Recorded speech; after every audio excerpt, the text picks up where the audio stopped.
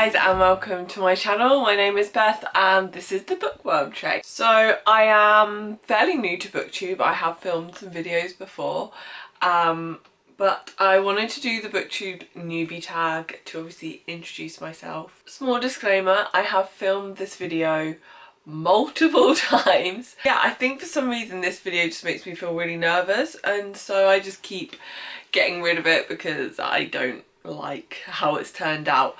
But we have high hopes for this one. So without further ado, I am going to jump into these questions and hopefully you can get to know me a little bit better from them. So the first question is, why did I start this channel? I have been watching Booktube for maybe like a year and a half and I had never had any desires to start any kind of YouTube channel. Initially I was on Bookstagram and I was posting on there a lot, but I just wanted to be able to interact a bit more and to put my thoughts and my feelings and my experiences out there a bit more, and it just seemed that Booktube would be a good way to do that.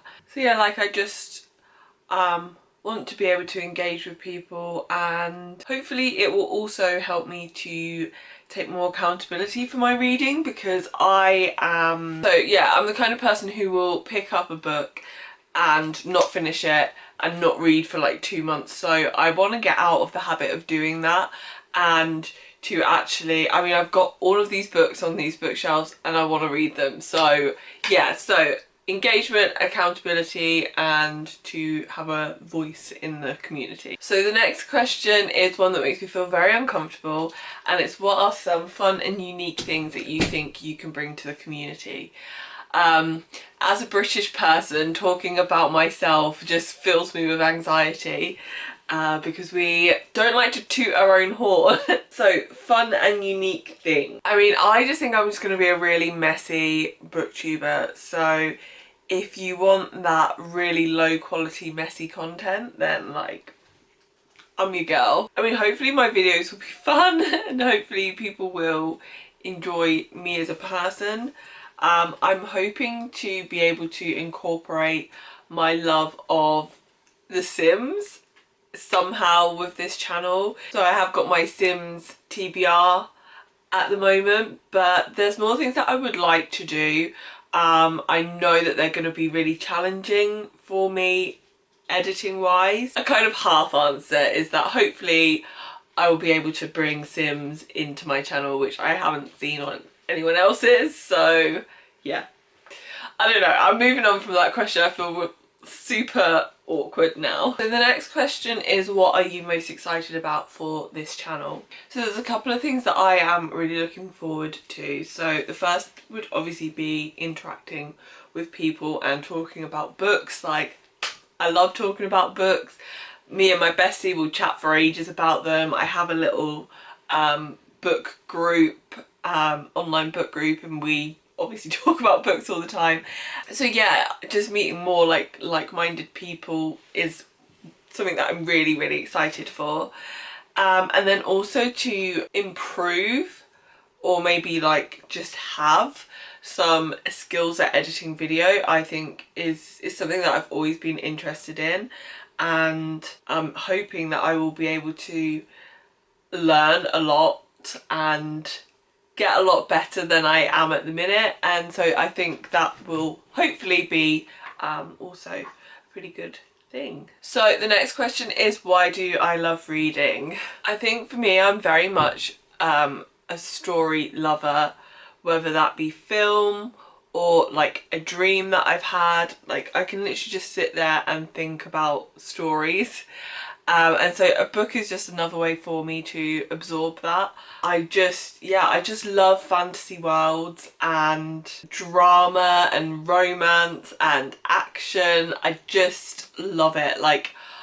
Literally, if I haven't got a book and I'm just sat there, I'm not doing anything, I will just disappear into a fantasy world of my own creation. So I just love that about books, is that you can just escape into someone else's story.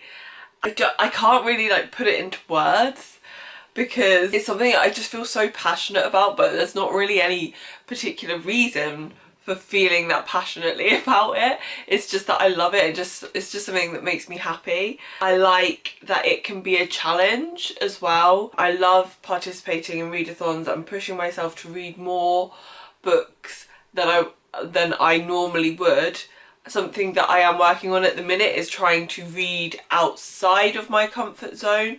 I have a very specific type of book that I like, and it means that sometimes I would just discount everything else, and sometimes it can even put me into a slump because I feel like I'm really going off on a tangent here, but sometimes I put myself into a slump because I've read so much of this specific type of book that I don't want to read anything because I'm bored of it. So yeah, massive tangent there, but yeah, I just love reading and just being somewhere else. I just think it's fantastic. So the next question is, what book or series got you into reading? I think a lot of people, for them, the answer to this is Harry Potter. But I was already a reader when I discovered Harry Potter, and I say discovered, when Harry Potter came out, I'm old. So when Harry Potter came out, I was already a reader, and Harry Potter definitely got me into like fangirling, but I was already a reader at that point. Thinking about like some of the books that I really loved, I absolutely loved, that came up before Harry Potter. Oh, hello Kitty. I absolutely loved Roald Dahl books. Yeah, like I just think they were beautiful, and I don't really know if there's anyone else. Enid Blyton I really liked as well. I think it would be hard to pick a specific book that got me into reading. I think it would more be my parents got me into reading. We used to like take really long trips in the car because my mum's Scottish, so we used to go up to Scotland like every school holiday, and it was like 6-7 hours in the car there and back. So we would listen to audiobooks together as a family. We would read books together as a family. So we read like some not John Grisham, John Steinbeck. We read some John Steinbeck books. We read like Lord of the Rings and The Hobbit. We read all of that together as a family. So reading was very much like integral to my childhood. So I don't think there was one specific book that got me into reading. That being said, I adore Roald Dahl books. My favourite is either The Twits or George's Marvellous Medicine. Can't choose between them. And I also loved the Worst Witch series and the Faraway Tree, which I think is Enid Blyton. I just loved that. So yeah, there was just too many. I was obsessed with reading, so there was too many to choose from. The next question is, what question would I ask my favourite booktubers? And my question would be, how do you vlog? Because I have tried to vlog so many times, and I either have too much content where the process of editing it is so painful that I cannot bring myself to do it, or they are just really, really boring. I guess I just don't have a very exciting life. But I would love to know how they do it, how they keep it interesting, when really a lot of the vlogs I watch, and I enjoy them, this isn't any tea or anything, but it's just someone sat there going, today I read this, and they'll tell you about what they read, and then it'll be the next day and they'll say, right, today I read this. And like sometimes you have some like montage stuff, and that's nice, but I don't know how they manage to keep them interesting, because I watch them and I love them, but then I film one and I'm like, this is so boring. So that would be my question. Any answers? Let me know. The next question is, what challenges do you think starting a booktube channel will be the hardest to overcome? I think the main one for me will be my confidence and not getting like triggered by releasing content that I'm maybe not 100% happy with, because I am on a learning curve here, and I have to get better, I have to do it. And I am somebody who is a bit of a perfectionist, but my perfectionism displays itself in a way that if I cannot do something, I won't do it. If I can't do something that is like top notch, I just won't do it, because I'll be like, no, this isn't good enough, I can't do this, someone else needs to do it. Like, I am very hard on myself and I expect a lot from myself, and if I can't deliver, then I'm just like, done. So for me, I think the challenge is going to be to not go, right, this content is shit, I don't want to do this anymore. I think that's going to be hard for me, and knowing that there's going to be a slow growth, if there is any growth as well, because again, that's my perfectionism coming out and going, oh well, no one's watching it anyway, so I'm not going to bother. But I'm not doing this for views. Views are obviously a measure of success, and I just have to remember to take it down and just, you know, have a word with myself and be like, Beth, come on, you're doing this because you like it and you enjoy it and you like talking and listening to yourself. So that's going to be, those are going to be my challenges. Is, yeah, I just need to be kind to myself throughout this process. So the next question is, when did you start reading? Which I have kind of gone into when I was talking about what series got me into reading. I honestly couldn't tell you when I started reading, because as a child, up until the age of about 18, I read every day, every single day, and you know, I was literally the kid who would get excited to go around their friend's house so they could read their books. Like, I wasn't cool. Then when I stopped going to school, basically when I finished secondary school, I just didn't have the time or the desire to read, and I just didn't read till I was probably around 22 when I started reading again, and I just downloaded the Kindle app, and I think the first book that I read when I started getting into reading again was the Matched series. And, oh no, it wasn't, it was Beautiful Creatures, actually. I think I must have watched the film and loved it, and then I wanted to read the book, so I read the book, and then I think the series I read after that was the Matched series, and that was it. I was just completely hooked again. And then I read non-stop. I was reading all the time. I was just reading Kindle books. I didn't have any physical books really, apart from ones that I'd had from being younger.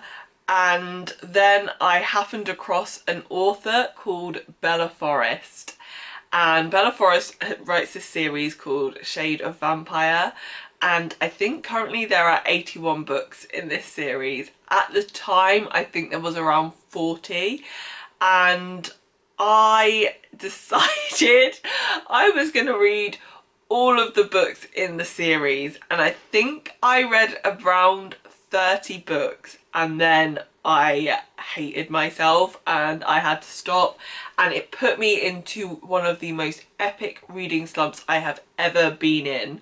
Because when I wasn't reading before, I wasn't in a reading slump, I was just like young and partying and socialising and busy, and I just didn't have time to read.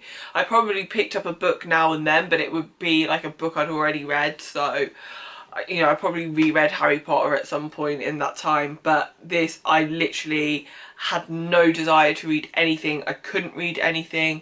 I was in the middle of a series and I was waiting for a book to be released. It got released. I downloaded it. I read like a couple of pages and then I was like, no, I'm not interested in this. I can't focus on this. Yeah, Bella Forrest, she messed me up. She really messed me up. That's my fault. Like, that's not her fault. I should have known better than to try and read 40 book series, because I was like, literally any free moment I had, I was reading this because I was like, I want to finish this now. And it got to the point where I would like read one on a Saturday and one on a Sunday just to try and like keep ahead, because she was also releasing books during this time as well. And then I happened across a book series called Curse of the Gods by Jamin Eve and Jane Washington, and I don't know why, it just appealed to me. Something about it just really appealed to me, and so I downloaded it, and it was just the perfect book to get me out of a reading slump. It was so funny, just so trashy, just perfect. I have now found when I'm slumping, I need trashy books. But yeah, it just completely got me out of the slump. And then because of that, I was like searching YouTube for people talking about that book, and I kind of therefore happened across Booktube. So that didn't answer the question of when I started reading. That was kind of the history of my reading. So the next question is, where do I like to read? Where I'm sat currently, this is actually my favourite reading spot. This is in one of my spare rooms. It's a very small room, so we just have my bookshelves are across this wall. I've got a chair here, I've got a footrest, and then there's like a couple of other bits and bobs. My husband's amp is in here and my printer's in here as well. So this is my favourite spot because this is a room that's kind of dedicated to reading. I also like to read in my bed and on my sofa. Those are probably my three favourite spots. But I am literally the kind of person, I can read anywhere. Like, I can read, the only places I really struggle with reading are on public transport. I don't know why, I just find it really hard. But I have read in restaurants, I've read in bars, I once read at work, and I downloaded a book on my phone and I propped my phone up underneath my computer screen so it looked like I was looking at the computer screen, but I wasn't. I was reading, and I have just realised I can actually now access Kindle on my work computer, so that's going to put my productivity right down. Yeah, I read anywhere, but this chair right here, which is very comfy, is definitely my preference. And the final question is, what kind of books do I like to read? So I said before that I have a specific type of book, but I have to be careful with it because if I read too much of it, I just slump. So if I read like 2 or 3 books in a row that are all the same kind of thing, then that's it, I'm done. So though the kind of books that I find myself wanting to pick up are books that are YA fantasy, but they are very heavy on romance. So they're your real typical YA fantasy books. So like A Court of Thorns and Roses, or Serpent and Dove, The Cruel Prince, those kind of books. But I wouldn't say that they are necessarily my preference. They are just what I gravitate towards because I know that they're going to be easy, indulgent, enjoyable reads. What I love is dark fantasy that's a bit gory, leans towards horror, and has a fucked up ending. I'm yet to find something that exactly fits it. I have high hopes for this one. I am hoping this ends badly, but that's like my ultimate, is something that's dark and horrible and yeah, fucked up. Like, if everyone dies at the end, I'm livid. That being said, I am trying to push myself a little bit outside of my comfort zone and to read other things because I am discovering that there is more to the reading world than just Beth's fantasy section, which isn't even all fantasy. I don't like high and epic fantasies, so you know, I'm trying to push myself outside of that little box and read more stuff. Now if you look at my shelves, they're still going to be very fantasy heavy, but there is some more stuff in there. So I do have some like thrillers on my shelves now, some adult contemporary, some YA contemporary, which is not my favourite. So yeah, I read mainly YA fantasy slash, I'm going to call it dark fantasy, trying to read more. So that is all of the questions. I feel like this has been an awfully rambly video, but hopefully you've enjoyed it and hopefully you've got to know me a little bit more. If you did enjoy this video, I would love it if you could let me know, so either like it or you could leave a comment. Let me know your thoughts on what I said, or books that you like to read, or if you have any book recommendations for me where it has a fucked up ending, please let me know, because that is what I live for. So hopefully you will come back and you will visit me in another video, but until then, bye!